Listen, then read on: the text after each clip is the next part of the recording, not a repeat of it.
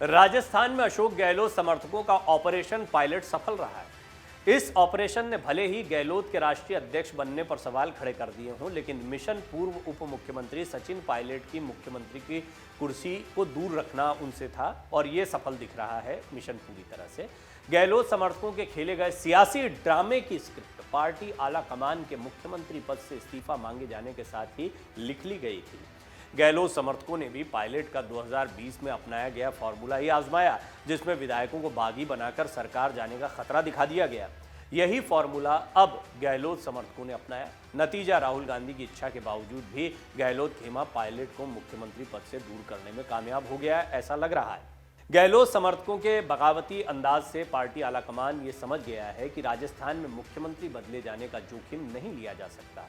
Mission pilot के इस सियासी ड्रामे के मुख्य किरदार संसदीय कार्य मंत्री शांति धारीवाल, मुख्य सचेतक महेश जोशी थे।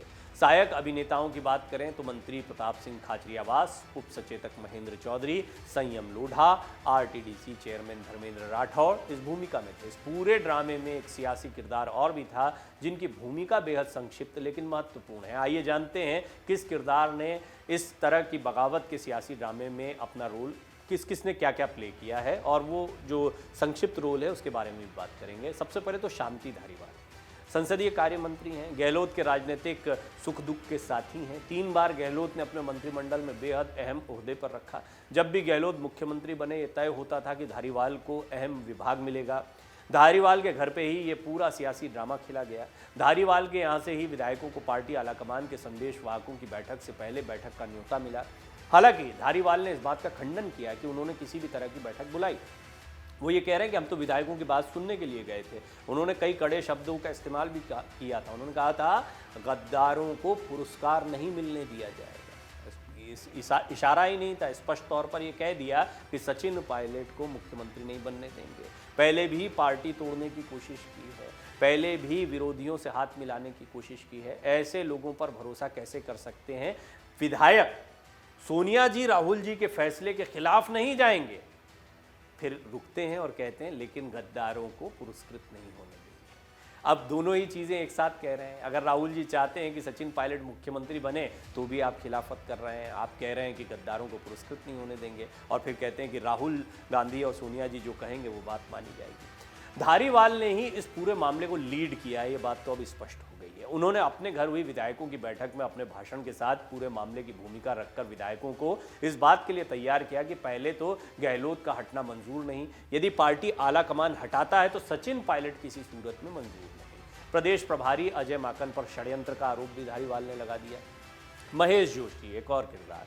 जोशी गहलोत सरकार में दो महत्वपूर्ण भूमिका निभा रहे हैं। एक तरफ वो मंत्री हैं, दूसरी तरफ मुख्य सचेतक भी हैं। 2020 में पायलट गुट के गहलोत सरकार के खिलाफ बगावती चक्रव्यूह तोड़ने वाले जोशी ने इस बार भी अपना किरदार बेहद खूबसूरती के साथ अदा किया है।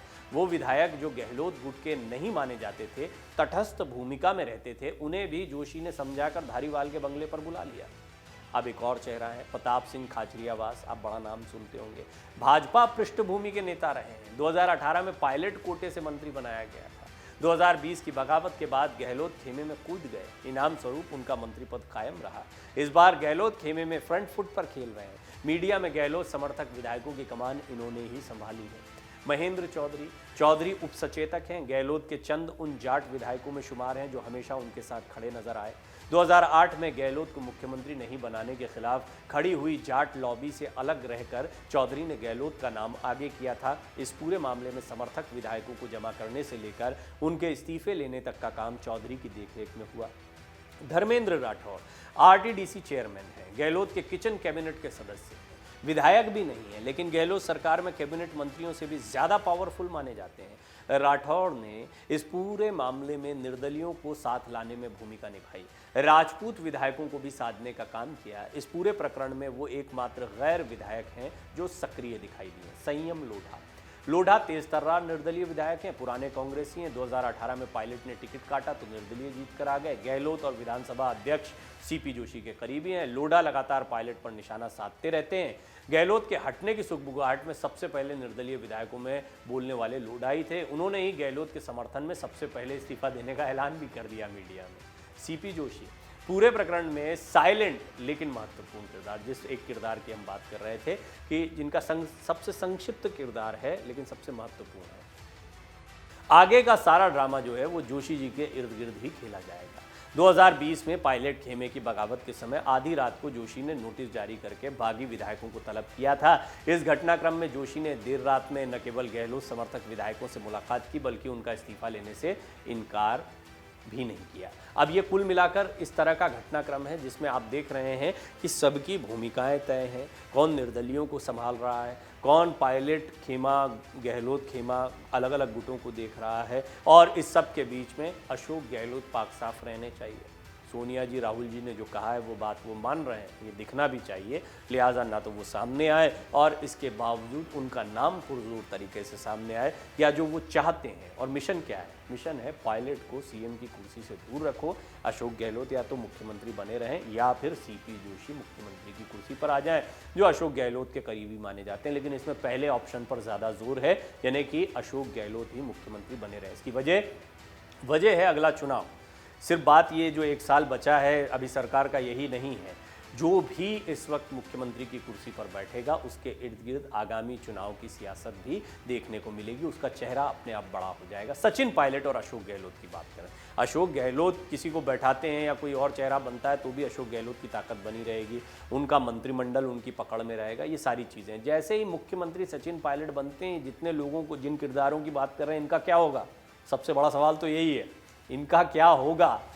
निश्चित तौर पर इनकी जगह नए चेहरे आ सकते हैं। अब ये भी देखना होगा कि कितना भरोसा दिलाया जा रहा है। हो सकता है केंद्रीय नेतृत्व भरोसा दिलाए, लेकिन केंद्रीय नेतृत्व के भरोसा दिलाने के बावजूद राजस्थान में राजनीति पकड़ में नहीं रहती, ये तो दोनों ही लोग जानते हैं, अशोक गहलोत भी और सचिन पायलट भी। अगर आप ये वीडियो YouTube पर देख रहे हैं तो हमारे चैनल को सब्सक्राइब करें और बेल आइकन को दबाना ना भूलें। अगर आप Facebook पर ये वीडियो देख रहे हैं तो हमारे पेज को लाइक करें। डाउनलोड करें अमर उजाला ऐप और पाएं खबरें लगातार।